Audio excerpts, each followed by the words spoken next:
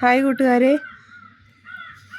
നമ്മുടെ ഫ്രീസറിൽ വെച്ചിരിക്കുന്ന ചക്കക്കുരുവോടുകൂടിയുള്ള ചക്കച്ചുളയിൽ നിന്ന് ചക്കക്കുരു നമുക്ക് എന്തെങ്കിലും കറി വയ്ക്കാനോ എല്ലാം എടുക്കണമെങ്കിൽ ഇതുപോലെ ചെയ്താൽ മതി. ജസ്റ്റ് ഒന്ന് ഒരു കല്ല് വെച്ചിട്ട് ജസ്റ്റ് ഒന്ന് തട്ടി കൊടുക്കുമ്പം നമുക്ക് ചക്കക്കുരു അകത്തുനിന്ന് എടുക്കാൻ പറ്റും.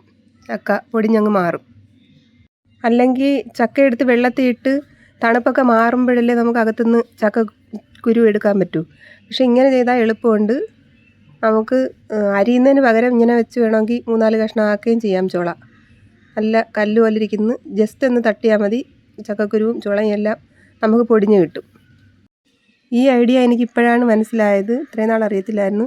ഞാനിന്ന് ഉച്ചയ്ക്ക് ചക്കക്കുരു, മാങ്ങ, മുരിങ്ങക്ക ഇത് മൂന്നും കൂടെ കറി വയ്ക്കാൻ വേണ്ടി ചക്കക്കുരു തിരക്കിയപ്പോഴാണ് ചക്കക്കുരു ഇല്ലാത്തതുകൊണ്ട് ഫ്രിഡ്ജിൽ ഇരിക്കുന്ന ചക്കയിൽ നിന്ന് കുരു എടുക്കാമെന്നുള്ള ഐഡിയ കൊണ്ട് ഇങ്ങനെ ചെയ്തത്. അപ്പോൾ എന്താണ് നിങ്ങളുടെ അഭിപ്രായം? ചക്ക വെള്ളത്തിലൊന്നും ഇടാതെ തന്നെ ചക്കക്കുരു എടുക്കാനും പറ്റി. ചക്ക തിരിച്ച് ഫ്രീസറിൽ വെക്കുകയും ചെയ്തു.